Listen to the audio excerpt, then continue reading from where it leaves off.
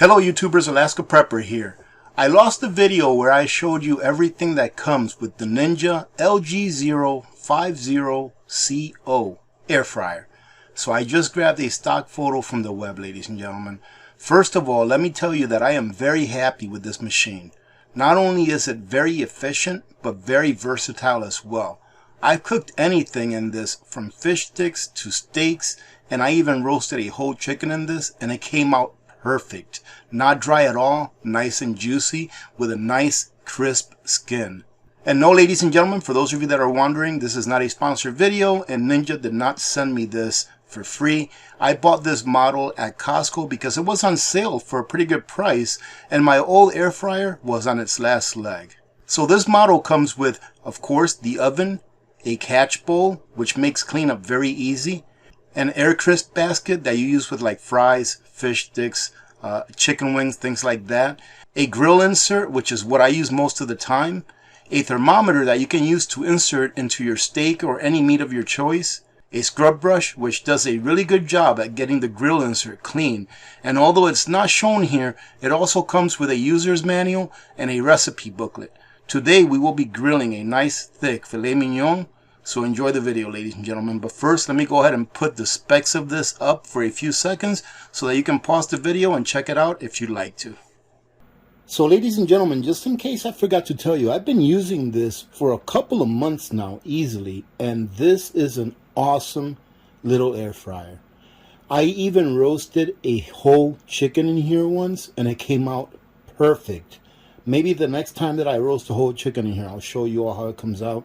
It just came out perfect, and it definitely got approval of Little Miss Alaska Prepper. So it's very easy to use this. I mean, it's so easy. It's already plugged in, so we're going to go ahead and turn it on. So you can see all of the buttons are clear to see. Everything's good to go. So today what we're doing is we're going to go ahead and cook some steak. I've got a few filet mignons here that are seasoned with salt, garlic, and pepper. And that's what we're going to cook in here. We're going to cook them in there individually because since the steaks that I have are different sizes, you see this one is a little bit big. And then I've got two other ones that are, I don't know, one of them is a lot smaller, the other one's a little bigger. So what we're going to do is we're going to cook them in there individually so that we can get a better result. So since we want to use the grill function, we're going to press grill. But let me show you some of the functions that this has. So you can either air crisp. So air crisp would be, for example, if you were doing French fries or chicken nuggets, or if you were putting some chicken wings in there, something like that. Or if you wanted to warm something up, that's what you would use air crisp for. And it allows you to bring up the temperature to what you want it. And I believe it goes, there you go. Air crisp only goes up to 450 degrees. I don't use air crisp all that often. I usually use this mainly for steak, believe it or not, and for cooking proteins. Or you can put it on roast. If you want to put it on roast, you can put it on roast.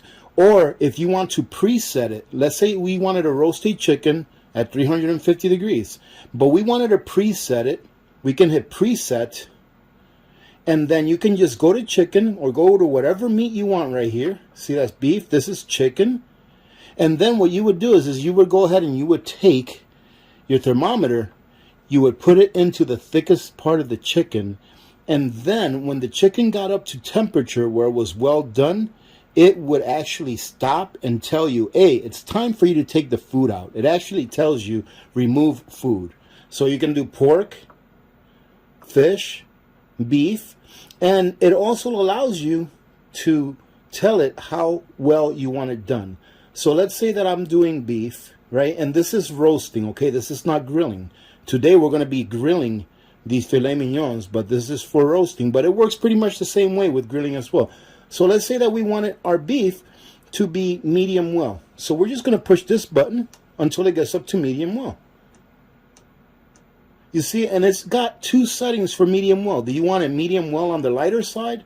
That would be 7. Or do you want a medium well on the more well side? You would go to 8. You see, it's still on medium well. And as you can see, we have the grill insert in here. And let me tell you what, before I go on, this is so easy to clean. This is like a catch basin, so it catches any grease that may fall off. And this just comes out really easy.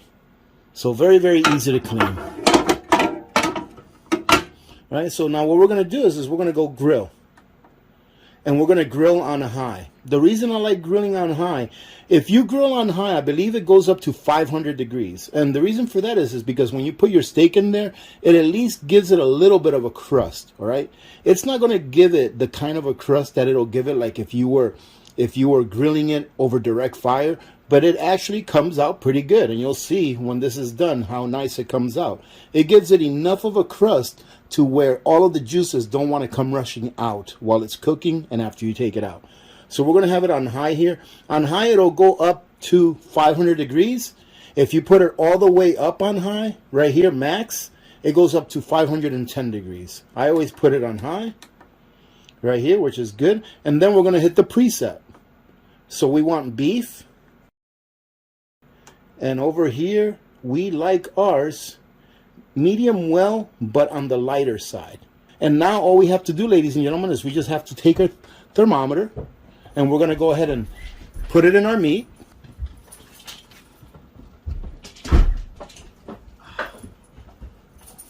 And now all we have to do is hit start. It's going to tell you to shut the lid. And now it's going to start to preheat. Once it's preheated, it's going to beep at you and tell you to add food. And then as soon as it does that, we'll come back and we'll go to the next step. And there you go, ladies and gentlemen. You see that? This is kind of dummy proof, really. All right? It says add food. So what do? We open it up. We grab our steak. I tried to put it in there with a thermostat pointing this way. And then we close it. And as you can see right here, for medium well, you need it to be 142 degrees on the inside of the steak. So that is what it's set at, 142 degrees.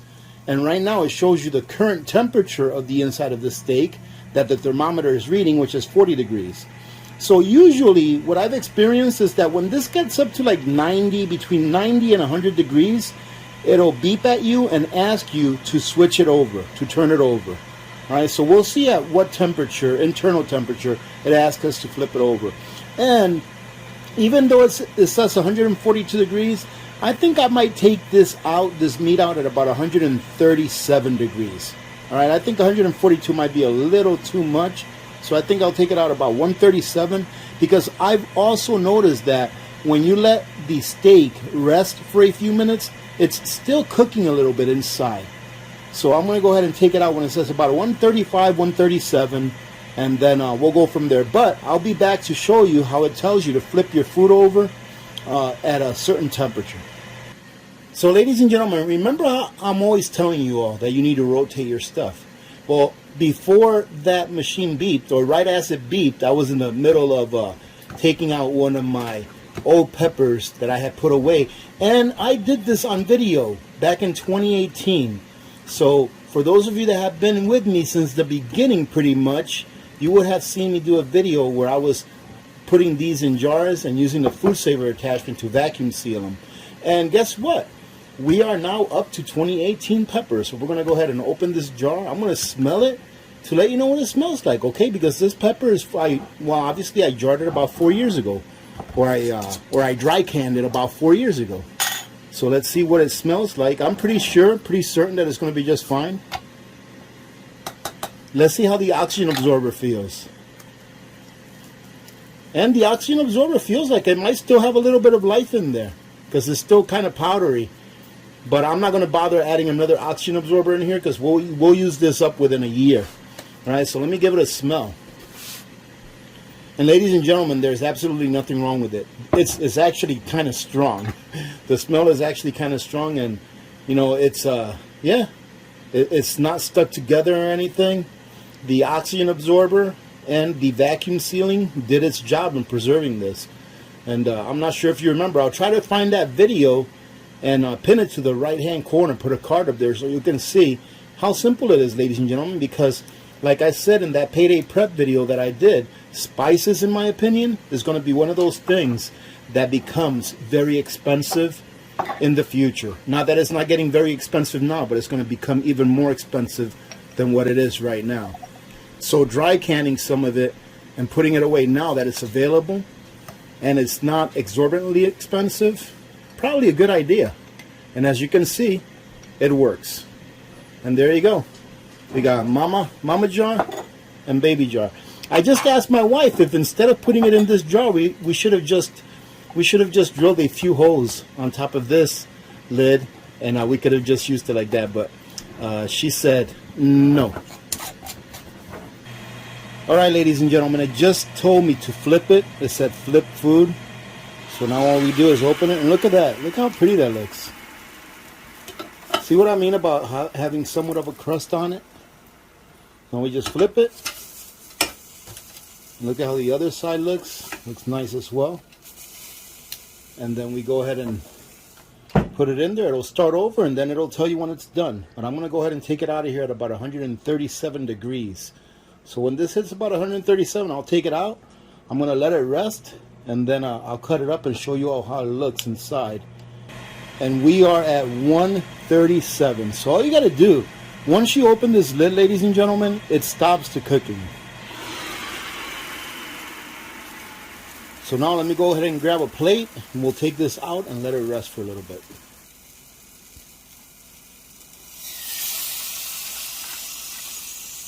Now whenever I let the steak rest, I always put some butter on it.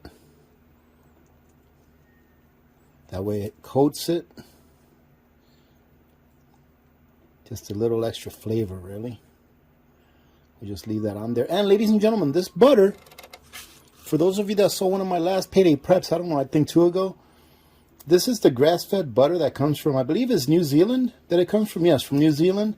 It's supposed to be just as good as the Kerrygold, and I'll tell you what, it is very, very good.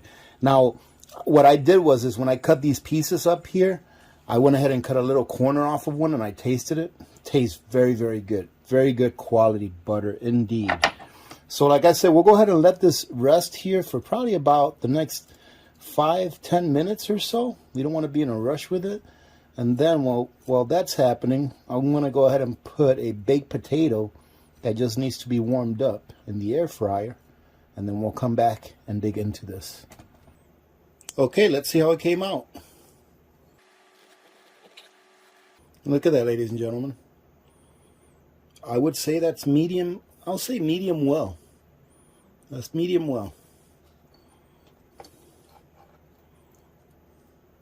And you can see all of the juices are still in there. That's what's nice about getting somewhat of a crust in there. Let's give it a taste. And that, ladies and gentlemen, is delicious. It came out great. I think one of the key things to note when cooking a steak is to make sure that you season it well in accordance to how thick it is. Because what I did with this is I put salt on the steak just by itself.